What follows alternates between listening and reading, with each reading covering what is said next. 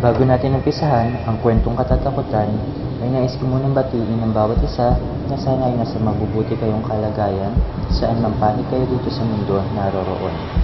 Nais ko na ipabatid na ang kwentong matutunghayan ay hangong mula sa totoong buhay at karanasan. Now with no further ado, let's start and be scared.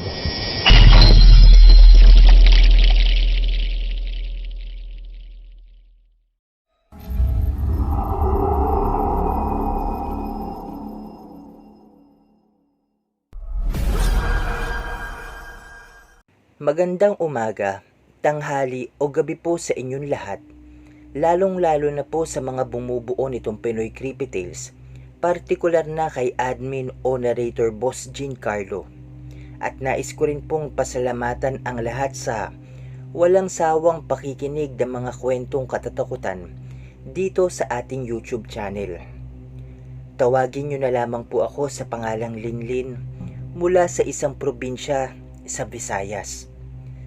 Nangyari ang kwentong ito taong 2015 sa boarding house na nirentahan ko. 24 na taong gulang pa lamang po ako noon nang mangyari ang karanasan na yun. Kasalukuyan kong kachat ang aking kaibigan noon na isang lalaki. Isa po siyang Arabo. Itago na lamang po natin siya sa pangalang Joboy. Payat ang kanyang pangangatawan pero siya ay maitsura. Sa madaling salita, siya po ay gwapo. Alam din niya kung papaano magsalita ng Bisaya pero kakaunti lamang. Isang araw, napagkasunduan namin na magkita sa isang lugar dito lang din, malapit sa boarding house. Todo effort pa ako sa pagpapaganda para naman kahit papaano ay maging tao. Presentable akong tignan. Hindi naman po sa pagmamayabang pero may angkin din naman akong kagandahan na wala sa iba. So ayun nga po, mabalik tayo sa kwento. Nagkita kami ni Joboy sa plaza. Malapit lang kasi sa plaza ang boarding house ko. Sobrang lakas ng tibok ng puso ko nun dahil yun ang unang pagkakataon na makipagkita ako sa isang lalaking hindi Filipino. Pagkarating ko sa plaza, may nakita akong isang lalaking nakasuot ng kulay itim na polo at pantalon. Nakatalikod ito sa akin kaya hindi ko makita ang kanyang mukha. Para nga akong tanga nun dahil nung lumingon ito sa akin ay bigla akong tumalikod dahil sa labis na hiya. At ewan ko rin ba kung bakit sobra akong kinakabahan. Samantalang wala naman akong ginagawang masama. Nagdadalawang isip ako kung ipagpapatuloy ko pa ba pero naisip ko rin na siya naman ang pinunta ko kaya bakit ako aalis. Nilakasan ko na lamang ang aking loob at humakbang ako papalapit sa kanya. Nang nasa malapit na ako ay parang biglang nag-slow motion ang lahat. Pakiwari ko'y para akong nakakita ng anghel na bumaba sa lupa dahil sa lalaking kaharap ko. Mas lalong lumakas ang tibok ng aking puso nung hawakan niya ang aking kamay at halikan ito. Hindi ko inaasahan na gagawin niya yun kaya't mabilis kong hinablot ang aking kamay dahil sa sobrang pagkabigla. Humingi naman siya sa akin ng paumanhin. Nakasanayan na raw nila ang ganoong klaseng pagtrato sa mga babae. Nag-usap lamang kami ni Joboy ng kahit na anong topic na pwedeng mapag-usapan. Ikinuwento niya rin sa akin ang buhay niya at nalaman ko na siya lang ang nag-iisang anak at tanging tagapagmana ng lahat ng ari-arian ng kanyang mga magulang.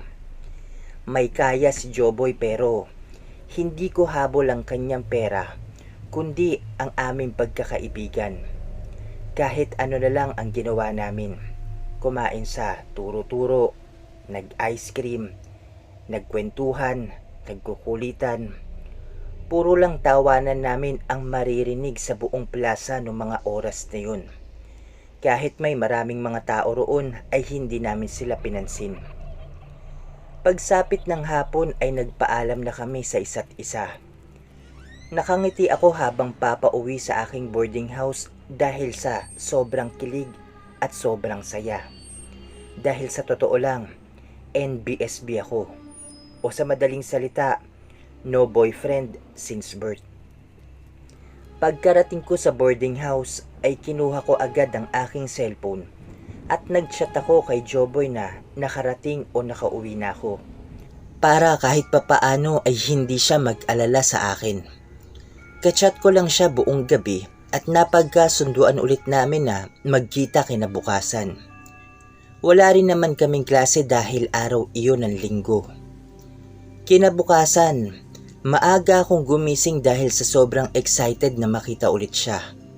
Parang na-love at first sight na yata ako sa kanya.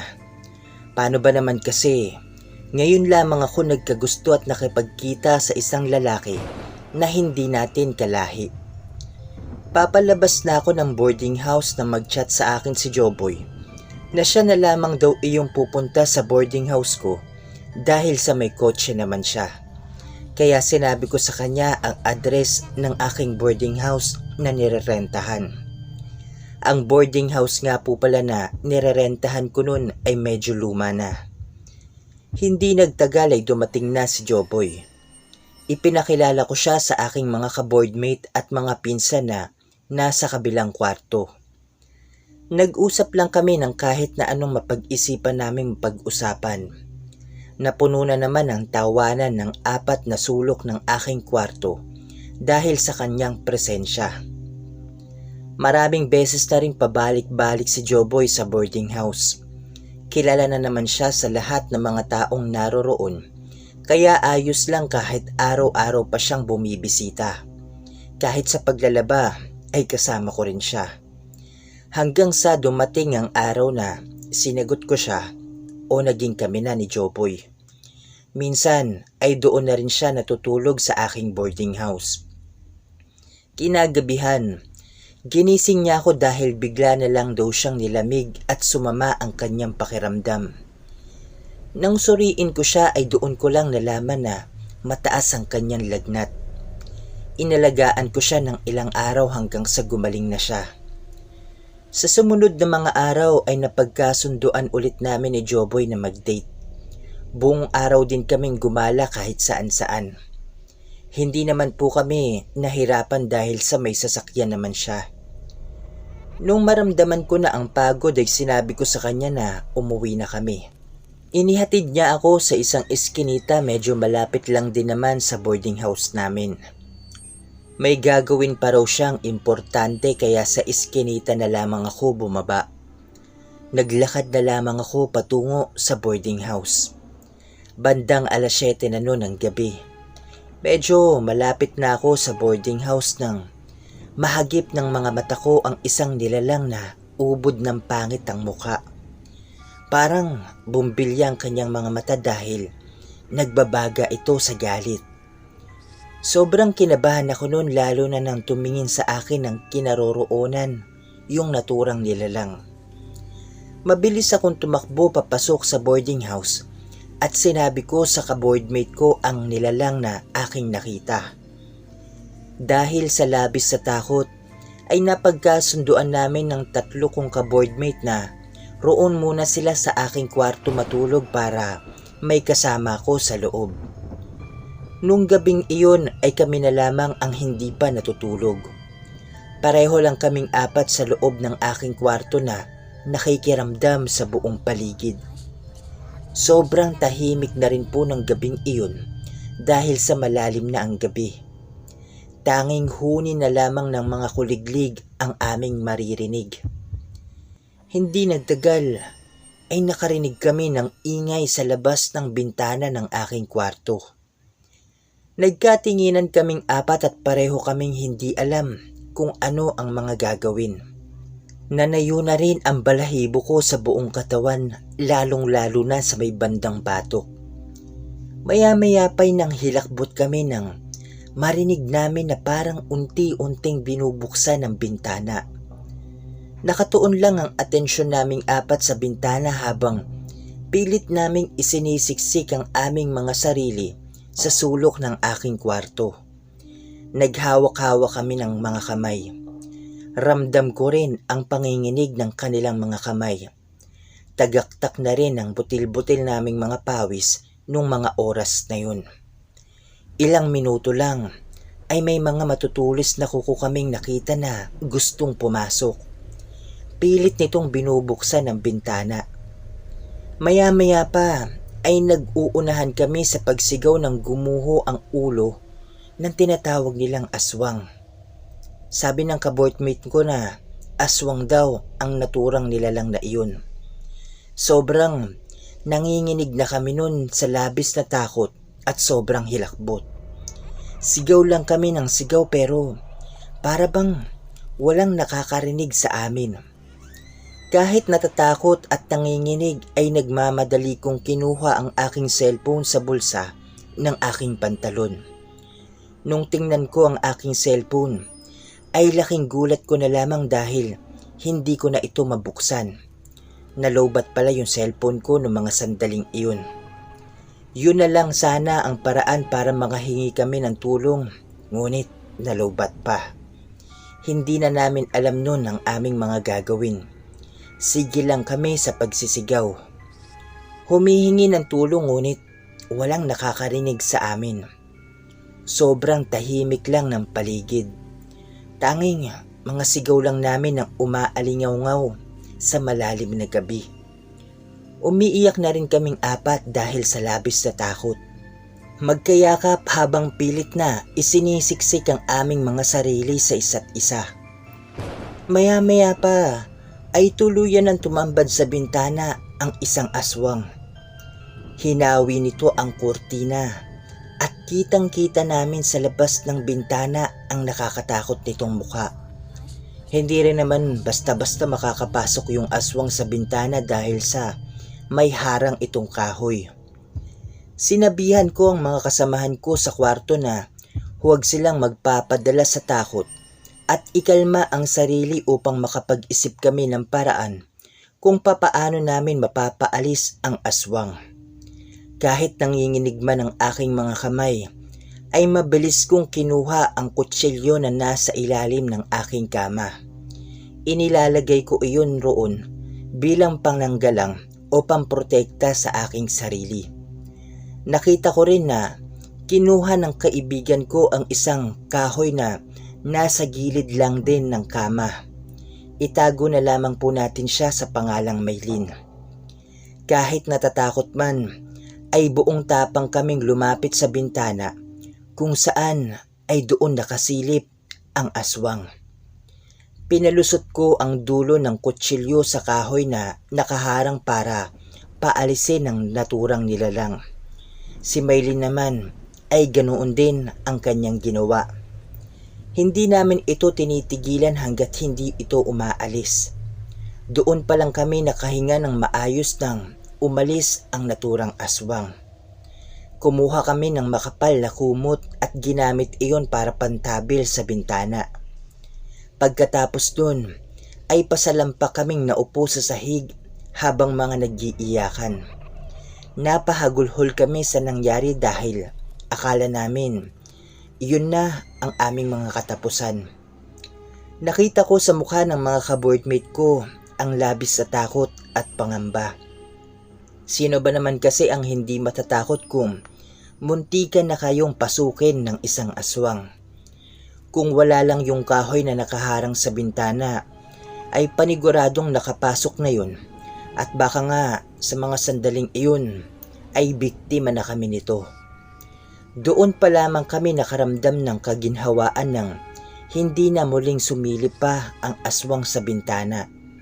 Wala na rin kaming naririnig na ingay o kaluskos sa labas ng bintana at tahimik na rin ang buong paligid.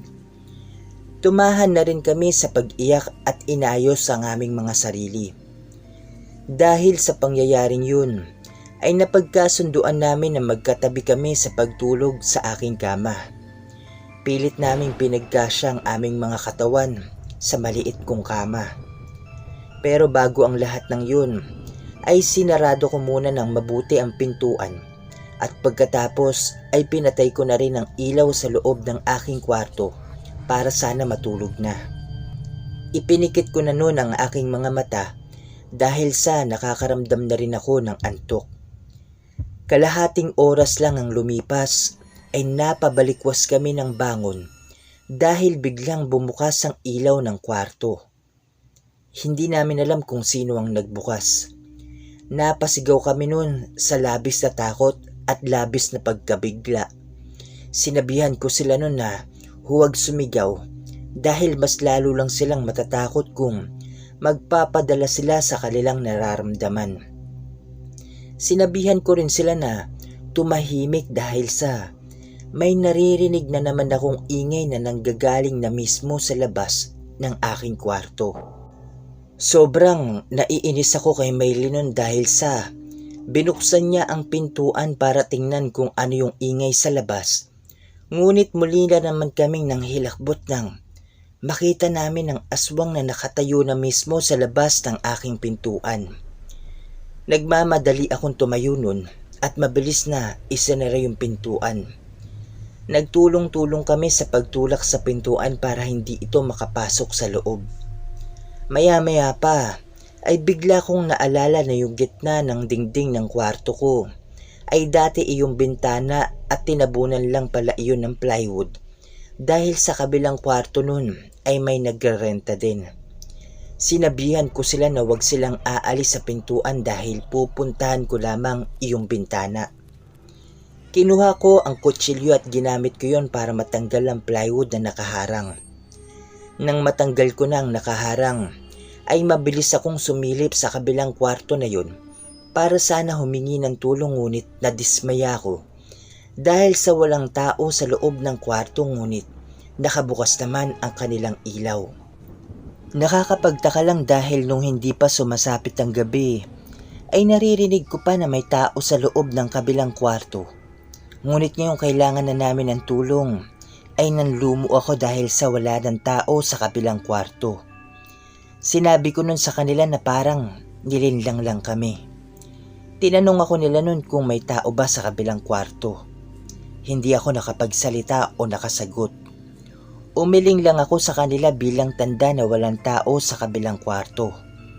Umupo na lamang ako nun sa sulok at patuloy na umiyak.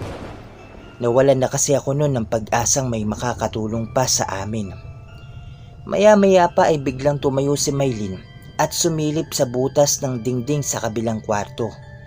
Sinabi niya sa amin na hindi naman daw nakabukas ang ilaw ng kabilang kwarto. Madilim daw iyon. Pagkasabi niya nun, ay nagmamadali akong tumayo at mabilis na pinuntahan ng bintana na sinira ko kanina. At doon, nakita ko na may tao na sa loob ng kabilang kwarto. Kinuha ko noon yung kutsilyo at iyon ang ginamit ko pampukpok sa haligi ng kanilang kwarto upang magising sila. Nang magising na sila, ay sinabi namin sa kanila ang lahat ng nangyari.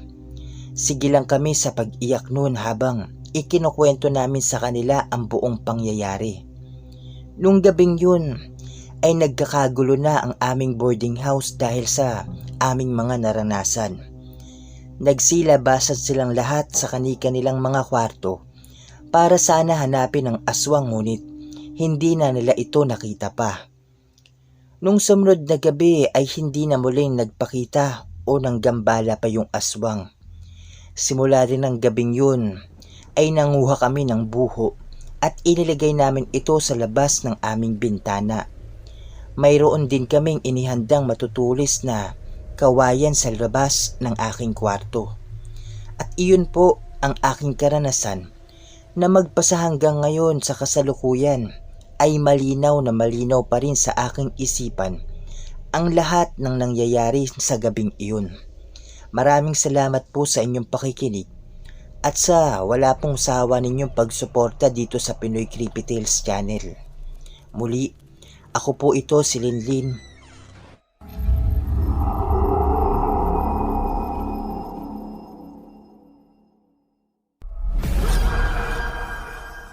So yan po, magandang araw mga ka-Creepy Tales. Bago po natin tuluyan tapusin ang video na ito ay isang mabilis na shoutout po muna muli sa lahat ng mga nag-comment sa ating last update at sa ating mga new subscribers. Babanggitin ko na lamang po ang inyong mga pangalan. At Bago po natin ito umpisahan, pasensya na po kung hindi po ako nakakapag-reply sa inyong mga komento dahil sa sobrang busy ko po o sobrang abala po ako sa trabaho. So, yan po. Shoutout po to these following people.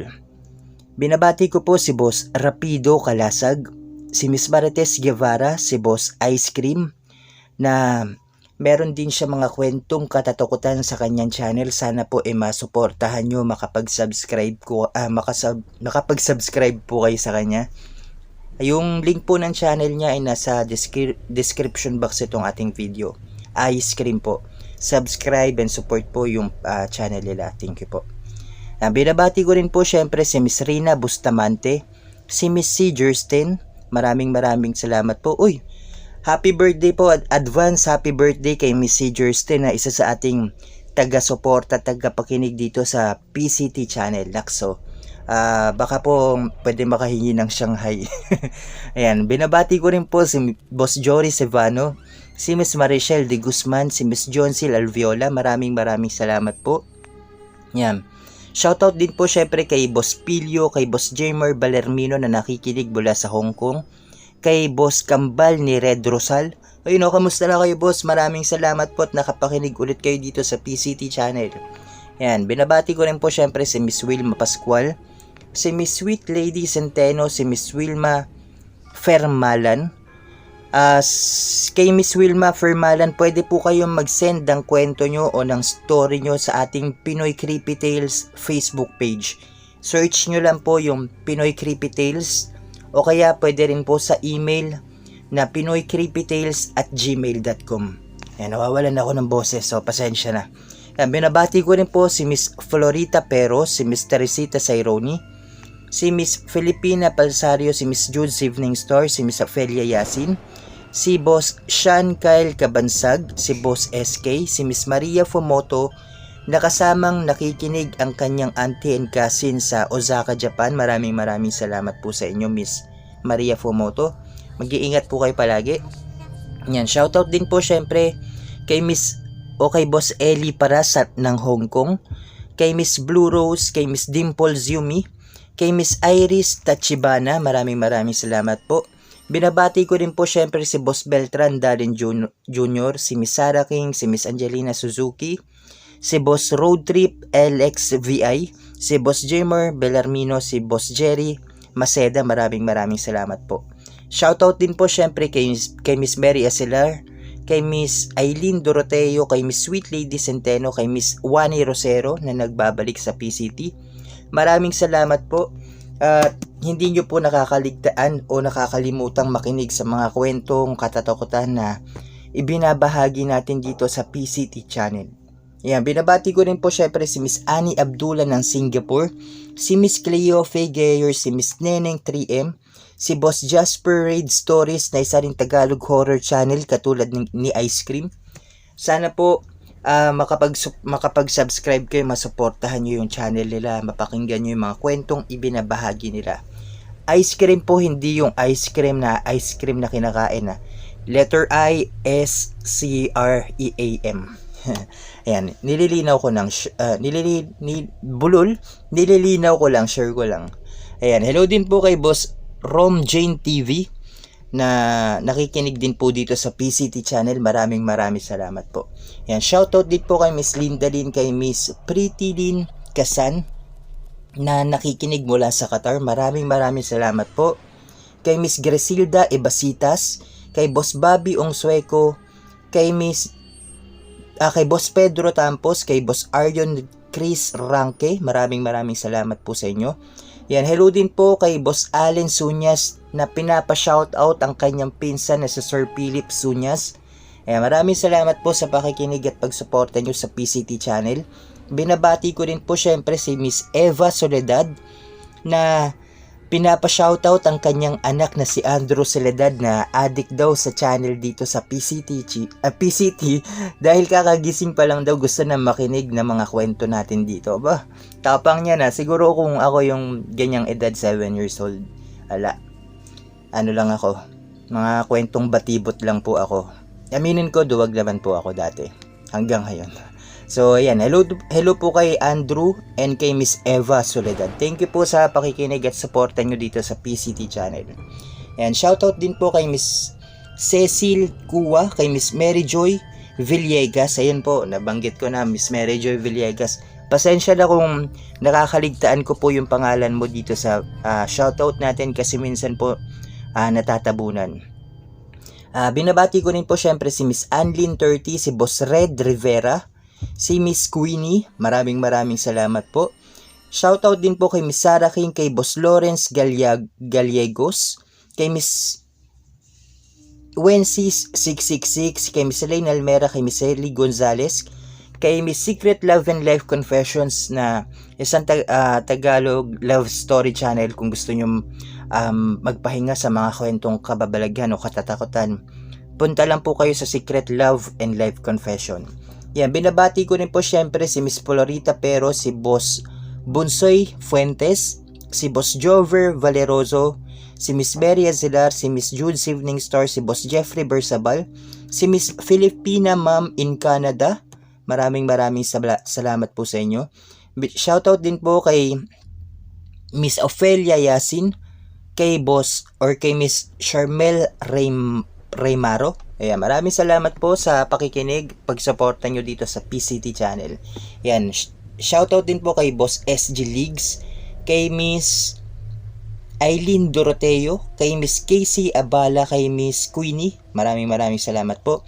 Binabati ko rin po syempre si Miss Marisol Edilioran, si Miss Lindalyn at si Miss si Miss Cheche Santos. Ayan, maraming salamat po. Ayun, may humabol si Boss Jaron Gomez. Ayan, maraming salamat po kay Boss Jaron Gomez, kay Miss Griselda Ibasitas, kay Miss Wilma Pascual, kay Boss Daniel Cañanes at kay Boss Anton Danilov.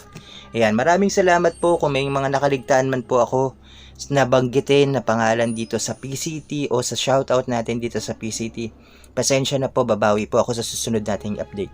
Bali po, dalawang update po yung gagawin natin ngayong araw na ito. Isa ngayon at isa po para sa mamayang gabi. Pambawi po natin yan dahil wala tayong update kahapon. So, yan po. Maraming salamat po sa lahat ng mga nakikinig, patuloy na nakikinig, sumusuporta, nagtitiwala dito sa PCT channel, sa mga OFW natin na ka-Creepy Tales sa iba't ibang panig nitong mundo. Mag-iingat po kayong lahat and God bless you all po. Maraming salamat sa mga nakikinig at makikinig pa lamang. Nakalagay sa description box ang email kung saan pwede kayong magpadala ng mga nakakatakot na karanasan at kababalaghan. Huwag po natin kalimutang mag-subscribe, i-share at i-like ang video. Comment down below para sa mga shoutouts sa next video. Until next time everyone, happy Creepy Tales!